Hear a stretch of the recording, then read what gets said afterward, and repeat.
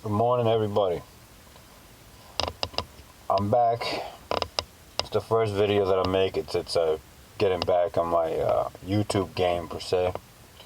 First off, I want to thank everybody that's come out and supported me.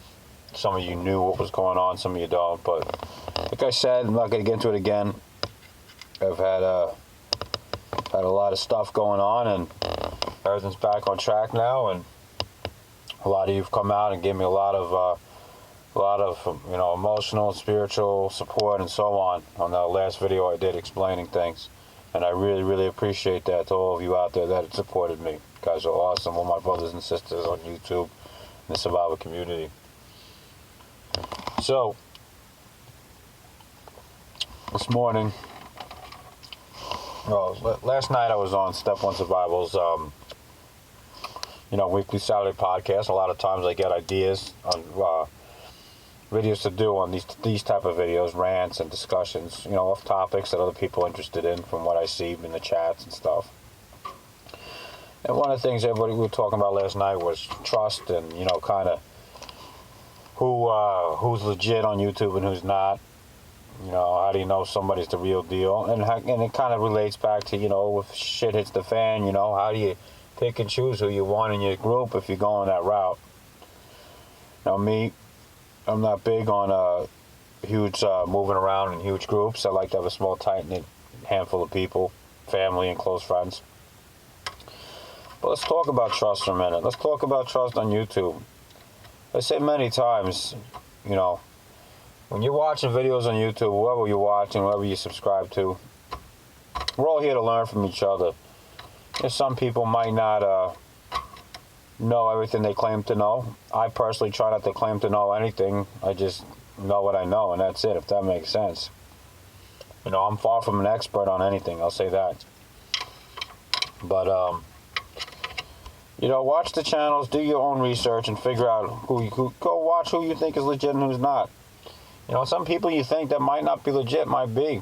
You never know. But the bottom line is, this is a cyber community. Now, I've met some great people on here. In fact, I've met some people on here I've become friends with that I probably trust better than people that I know. I don't know, real life is the word. People that I've actually met. There's more people on here that I trust better than people I've actually met. How crazy is that, right? So there's a lot of good people on here. Now, that being said, if you're going to go and you're going to invite people from any type of online social media avenue, whether it be Facebook, Twitter, MySpace, YouTube, whatever the hell it is, before you create a survival group with these people, you should get to know them a little bit. This goes for anybody. I don't care how long you've been talking to somebody on the internet or what avenue of social media you're using. Trust takes time. Granted, like I said, there's some people on here that I've been talking to for a while that I would trust, that I could tell are good people. I know good people when I talk to good people, and I can tell they're good, solid, good-hearted individuals that have things to bring to the table. Just the fact that people have come out and supported me that don't know me that well, I know those are good people. But back to what I was talking about. I keep digressing too much. You want to make sure that you get to know people well. The people that you're going to invite into your survival group, you need them to help you survive, and vice versa. So don't just pick and choose anybody on the internet that you talk to. Meet up with them. Meet up with them a few times. Get to know them a little bit. Learn what you can learn about them. That's important. Find out what skills they bring to the table. Find out what kind of people they are. What their values are. Do they share the same values as you do? Because you don't want somebody in your group that doesn't have the same sense of family values as you, and they'll tell you that. That's going to be a bad day, And one of the things came up about nobody wants just a group of killers in their group, and I thought that was pretty interesting that people were talking about. Because I'll tell you this, you don't want a whole group of people that are gung ho, killmonger, crazy, tactical guys that just want to, or girls that just want to wage their own little war, because it's a bad idea.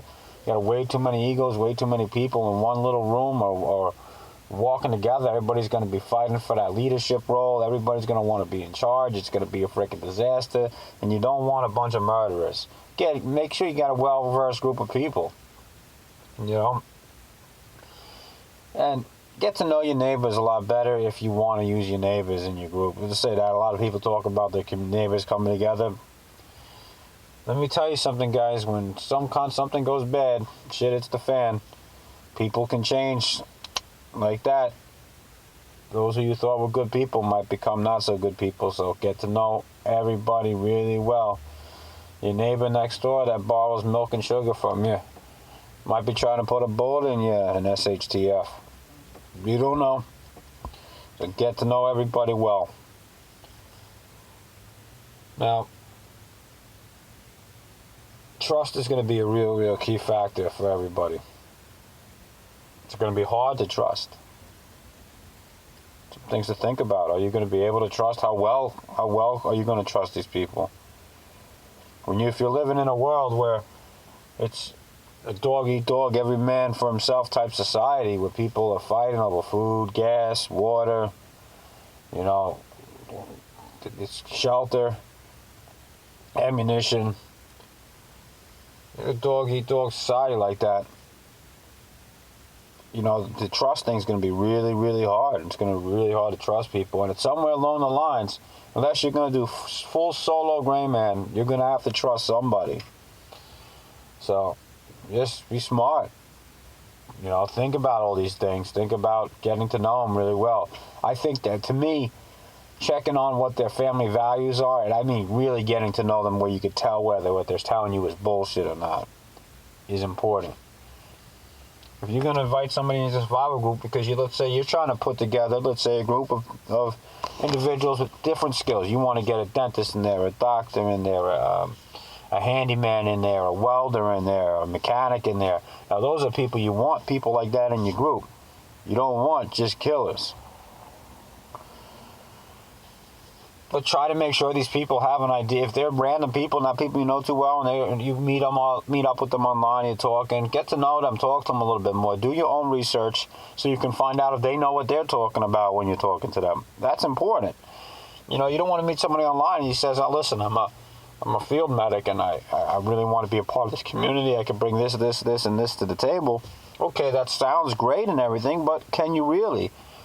You don't much in to sit to give the guy the third degree or him or her the third degree in questioning, but do a little research on your own. When you're talking in conversation, kind of work in some questions there in general conversation. See if the person actually knows what they're talking about. See if they actually have this skill set that they're talking about. Can they kind of prove it to you in a way where it's not being insulting to them? Because there's a good chance they actually do know what they're talking about. So you don't want to insult them and scare them away. So there's a fine line there, but you got to find out. I'm not saying sit down at a table and chairs and do a one-on-one interview like a job. I mean, I guess you could do that, but it's going to be hard to probably get people to join up with your group if you're doing that.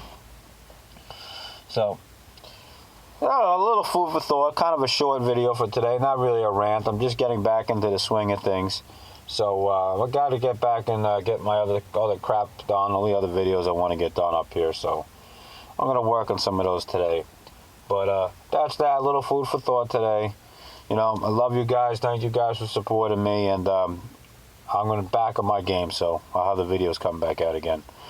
Stay safe, stay strong. I love you all. See you on the next one.